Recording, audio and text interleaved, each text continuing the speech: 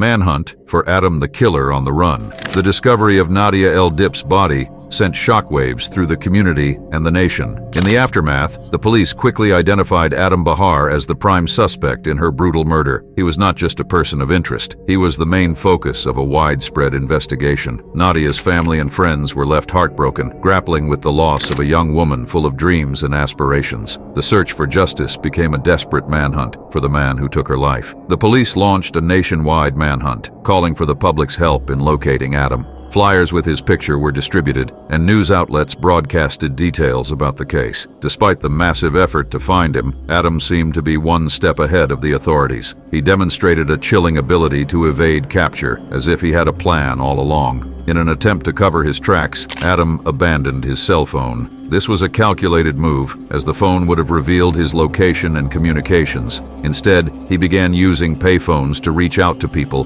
making it much harder for law enforcement to trace him. This tactic reflected his awareness of how to avoid detection, making his actions seem all the more premeditated. Throughout the manhunt, Adam made several cash withdrawals from ATMs. This decision ensured he did not leave a digital trail, which would have made it easier for the police to track him down. He constantly switched locations, moving from one place to another, further complicating the search. He appeared to anticipate the police's strategies, staying alert to any attempts to apprehend him. As the days passed, it became increasingly clear that Adam's actions were not just impulsive reactions to the situation. Instead, they suggested a disturbing level of planning and forethought. It is frightening to consider how someone could think through their actions so carefully, especially after committing such a violent crime. His efforts to evade capture painted a picture of someone who believed he could escape the consequences of his actions. This whole scenario raises questions about the nature of his mindset. How could he feel justified in doing something so horrific, yet still have the presence of mind to plan his escape? For Nadia's loved ones, these questions only added to the pain of her loss. Every day that passed without finding Adam was another day filled with uncertainty and fear. The manhunt became not just a search for a killer, but also a search for closure in a case that shook everyone to their core. Showdown with the police. A deadly standoff. Just 4 days after the tragic murder of Nadia El-Dib, Adam Bahar was spotted driving a stolen vehicle. This sighting was crucial, as it finally gave law enforcement a lead in their manhunt. The stolen car marked a significant turn in the investigation. Police quickly recognized the vehicle and set out to apprehend him. The tension in the air was palpable as officers initiated a high-speed chase, launching into an intense pursuit that would cover over 87 miles. The chase was nothing short of chaotic. Adam drove recklessly, weaving in and out of traffic while trying to evade capture. The police were determined to stop him, using various tactics to bring the chase to an end. They deployed spike belts along the road, a strategic move designed to puncture his tires and halt his escape. Each second felt like an eternity, as officers worried about the safety of others on the road, while also trying to catch a dangerous fugitive. Despite the dangers, Adam managed to evade the spike belts and continued driving at high speeds. However, the police were relentless. They used their training and experience to stay close behind him, working together to coordinate their efforts. As the chase progressed, it became clear that the situation was escalating. Adam's desperation was evident, and everyone could feel that a confrontation was imminent. Eventually, Adam made the decision to stop the car. He parked on the side of the road and assumed a tactical position. Armed with a rifle, he appeared ready for a confrontation. The police quickly surrounded the area, recognizing the threat he posed. The standoff that followed was intense and frightening, with both sides aware that violence could erupt at any moment. The shootout began with Adam firing at the police, who quickly returned fire. Over 200 rounds were exchanged in a matter of moments. The noise of gunfire echoed through the area, and the chaos unfolded in front of both law enforcement and onlookers. One police officer was hit during the exchange, but fortunately, he survived the ordeal. The entire scene was a tragic reminder of how quickly situations can escalate, turning a routine apprehension into a life-threatening standoff. As the standoff continued, it became clear that Adam was not going to surrender. He was trapped, and with no way out, his aggression only intensified. The police were under extreme pressure to resolve the situation without further harm. Negotiators attempted to communicate with Adam, but he refused to engage in any dialogue. In a shocking turn of events, police eventually made the decision to end the standoff. In response to the ongoing threat he posed, they acted decisively. The situation reached its climax as officers used lethal force against Adam. He was killed during the confrontation, bringing an end to a tense and violent episode that began with the brutal murder of a young woman. The outcome left many people reflecting on the events that had unfolded. For Nadia's family and friends, the news was bittersweet. While they felt relief that Adam could no longer harm anyone else, they also faced the reality that Nadia's life had been taken in such a horrific manner. The deadly standoff served as a stark reminder of the tragic consequences of obsession and violence, leaving a lasting impact on everyone involved. Shattered lives and questions that will never be answered. The aftermath of Nadia El-Dib's murder left her family shattered, especially her sister Rasha. The pain and heartbreak Rasha experienced are impossible to measure. Losing a sister is one of the most profound losses a person can endure. Rasha often shared how Nadia was not just her sister, but also her confidant and friend. The grief felt by her family is a reminder of the lasting impact that such a tragedy can have on loved ones. They are left with a void that can never be filled and memories that are now bittersweet. The community felt the loss deeply as well. Nadia was a vibrant young woman with dreams and aspirations, and her murder sent shockwaves through the local area. Young women in particular were affected. Many of them began to question their own safety and the relationships they were in. The fear of violence is a chilling reality that many women face, and this tragedy only heightened those concerns. Nadia's death highlighted the urgent need for awareness and support around issues of domestic violence and obsession. There are unanswerable questions that linger in the minds of many. What caused Adam Bahar to snap so violently? This question haunts those who knew Nadia, and even those who did not. It is hard to comprehend how someone could turn to such extreme violence. Adam had no criminal history, and there were no clear signs of previous violent behavior. This fact makes the case even more unsettling. Many wonder how someone who seemed normal could commit such an unimaginable act. It is natural to wonder if anything could have been done differently to prevent it. Were there signs of obsession that were overlooked? Were there moments when Nadia or her friends could have recognized the danger she was in? It is important to discuss these points because they might help others in similar situations. Conversations about healthy relationships and recognizing toxic behavior are essential. While it is impossible to change the past, understanding these dynamics can help prevent future tragedies. The loss of Nadia reminds us of the importance of vigilance, compassion, and support in our communities. Understanding the dark side of obsession and control. Obsession in relationships can escalate frighteningly fast. What starts as affection can spiral into possessiveness, and often people do not realize the danger until it is too late. Stories like Nadia's remind us how critical it is to recognize the signs early. Controlling behavior is often disguised as care or concern. When someone begins to demand constant communication or expresses jealousy over time spent with friends, it can feel flattering. At first, these actions might seem like a sign of love. However, they are usually red flags that should not be ignored. Such behaviors can create a toxic dynamic where one partner feels trapped. I often wonder how many people, just like Nadia, were caught in this cycle, mistaking control for love. Experts say people who react violently to rejection often have deep-seated fears of abandonment. It is heartbreaking to see love turn into rage and violence when control is threatened. But no matter the reason, there is never an excuse for violence in a relationship. I feel frustrated that these red flags are sometimes brushed off. Why do some individuals ignore the warning signs? The earlier indicators of obsession, like excessive questioning about whereabouts or isolating a partner from friends and family, are often brushed off. I think many people do not realize that these patterns can lead to severe consequences. If something feels off in a relationship, it is important to trust that instinct. Recognizing these signs could make all the difference in someone's life. For anyone feeling unsafe or controlled in their relationship, there are resources and organizations that offer help. It is reassuring to know there is support out there, even when it feels hard to ask for it. By recognizing and addressing the signs of unhealthy relationships, we can prevent more tragedies like Nadia's from happening again. Love should never come with fear. Obsession turned deadly, and Nadia's life was taken far too soon. What makes this tragedy even more devastating is the question, could anything have been done to prevent this? Were the warning signs missed? Let me know your thoughts in the comments below. Don't forget to like, subscribe, and hit the notification bell so you don't miss any future true crime stories like this one. 40 times. 40 savage strikes. Each one more brutal than the last. As Nadia El-Dib's blood spilled on the ground, her cries for help were silenced by the overwhelming force of Adam Bahar's rage. What started as an obsessive relationship ended in a night of unimaginable horror, with Nadia stabbed again and again, by the man who claimed to love her. This is the chilling story of a 22-year-old university student whose life was brutally taken by her obsessive ex-boyfriend, a man who then turned his violence toward the police. The pain Nadia endured that night is haunting, and today we're going to walk through the series of events that led to this heartbreaking crime. Who Nadia El-Dib was before the nightmare began.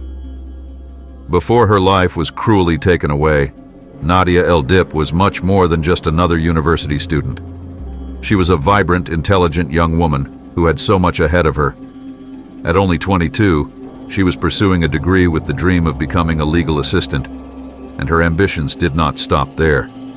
She hoped to go further, to become a lawyer one day. Nadia cared deeply about making a difference in the world, especially when it came to women's rights and supporting LGBTQ+ issues. She was passionate about helping others and fighting for equality, something that stood out to those who knew her best. Nadia's family had moved to Canada from Lebanon in search of a better life, bringing with them a rich cultural heritage. Like so many immigrant families, they faced challenges, but they also thrived, building a new home and community in Canada. Nadia was proud of her Lebanese roots and carried her family's values of hard work, love, and respect with her. Her family described her as loving and kind, someone who was always smiling and who wanted nothing but peace and happiness for those around her. She was not just focused on her studies. Nadia was social and outgoing, the type of person who always made time for her friends. Those close to her remember her as loyal, someone who could be trusted with anything. She had a bright future, filled with potential, and was determined to make her mark on the world. But all of that was tragically cut short in a way no one could have ever predicted. It is heartbreaking to think that someone so full of life and promise could become the victim of such a brutal and senseless crime. Toxic love red flags that went unnoticed. Nadia El-Dib crossed paths with Adam Bahar in what seemed like an ordinary way. They met through mutual connections, and for a brief period, Nadia allowed him into her life. However, what started as a seemingly innocent relationship quickly turned toxic. Their relationship was short, lasting only a few months. But in that time, Adam's behavior began to reveal troubling signs. He became possessive and controlling, traits that often go unnoticed in the early stages of relationships, but, looking back, stand out as clear red flags. One of the early indicators was Adam's attempts to control Nadia's choices. He would try to dictate how she dressed and who she spent her time with, constantly inserting himself into her personal decisions. Nadia, a strong and independent young woman, resisted these efforts, but Adam's actions were already a sign that his love was not healthy. Friends noticed changes in Nadia, how she began to feel more tense and withdrawn, though she never openly spoke about what was happening. Unfortunately, many of these warning signs went unnoticed, or perhaps they were brushed aside because it is so easy to dismiss controlling behavior as jealousy or protectiveness. The relationship came to an end when Nadia decided to break up with Adam. She wanted to focus on her future, her studies, and her goals. She had dreams of building a meaningful career and knew that Adam's behavior was becoming a distraction and a source of stress. Breaking up with him was her way of reclaiming control over her life and steering her path back toward her ambitions. But Adam did not take it well. In fact, he became fixated on her, his behavior crossing the line from being upset to becoming dangerously obsessed. Looking back, the red flags were there: Adam's need to control Nadia, his increasing possessiveness, and his inability to accept the breakup. At the time, however, it was easy for Nadia and those around her to see these behaviors as just the pain of a relationship ending. No one could have imagined the depth of Adam's obsession, or that it would lead to such a horrific outcome. In many cases like this, toxic love can be hard to recognize until it is too late, leaving victims like Nadia vulnerable to escalating violence. Not the night of terror. Nadia disappeared. March 24th, 2018, started as a regular Saturday night for 22-year-old Nadia El-Dib. She had plans to spend the evening out with her friends at a shisha bar in Montreal. It was a place she frequented, where she could relax, laugh, and enjoy herself after a long week. But that night, something unexpected happened. She ran into Adam Bahar. Despite their brief and tumultuous relationship, which had ended months earlier, Adam was there, and their paths crossed once again. At first, it seemed like a simple conversation between two people who had once been close. Nadia, ever polite and level-headed, engaged in the conversation without showing signs of distress to her friends. However, what her friends and those around her did not know was how manipulative Adam had become. Over the course of their brief interaction, Adam somehow convinced Nadia to leave the bar with him. Perhaps he promised her something, or maybe she thought it was easier to diffuse the situation by going with him temporarily. Whatever his words were, they convinced Nadia to step away from her friends, and that was the last time they would see her alive. At around 11 p.m., as she left with Adam, Nadia sent a chilling message to one of her friends. The text expressed concern. It hinted at trouble. Nadia wrote that Adam was refusing to take her back to her car. She was in a state of unease but was not yet panicked. Her instincts were telling her something was not right, and though she tried to handle it on her own, it was clear that Adam was not letting her leave. After sending that text, Nadia fell silent. As the hours passed, Nadia's family began to worry. It was not like her to disappear without letting anyone know where she was. By the early morning hours of March 25th, her family's anxiety had turned into outright fear. Her sister, Rasha, knew something was terribly wrong. Nadia had not returned home, and there had been no word from her since the ominous message to her friend the previous night. Rasha decided to retrace Nadia's steps. She drove to the shisha bar where Nadia had been earlier, hoping for some kind of clue. It was there, in the parking lot, that Rasha's worst fears started to come true. She found Nadia's car, parked and untouched. Her heart sank when she noticed that Nadia's personal belongings were still inside, including her phone and purse. The fact that Nadia had left without her things was a sign that something had gone terribly wrong. As Rasha stood there, staring at her sister's abandoned car, the pieces began to fall into place. Nadia's sudden silence, the disturbing text, and now this. Everything pointed to the grim reality that Nadia was in danger, and time was running out. The brutal discovery: Nadia found, stabbed 40 times. 5 days after Nadia El-Dib disappeared, the truth behind her fate came to light in the most horrifying way possible. On March 29, 2018, the police discovered her lifeless body in the backyard of a home in Montreal's Lachine borough. The house belonged to Adam Bahar's family, and it was there, on that cold, unforgiving ground, that Nadia's life had been violently stolen from her. The discovery was a nightmare that no family should ever have to experience. When the police arrived, they were met with a chilling scene. Nadia's body had been hidden, but the sheer brutality of what had been done to her could not be covered up. Investigators confirmed her identity through forensic evidence and began piecing together what had led to such a gruesome outcome. It was not just the fact that she had been murdered, it was the savagery of the attack that shocked everyone. The autopsy report revealed the full extent of the violence. Nadia had been stabbed 40 times. Each stab wound represented Adam's growing rage, his desperate need for control, and his twisted obsession. She had also been shot twice. The combination of these injuries made it clear that Nadia had fought for her life in those final moments. She had tried to escape, but Adam's determination to harm her was relentless. The attack took place after Adam lured Nadia back to his family's house, a place she had likely visited before during their brief relationship. As the night wore on, Adam's attempts to win Nadia back turned dark. When Nadia refused his advances and made it clear that she wanted nothing to do with him, something snapped inside him.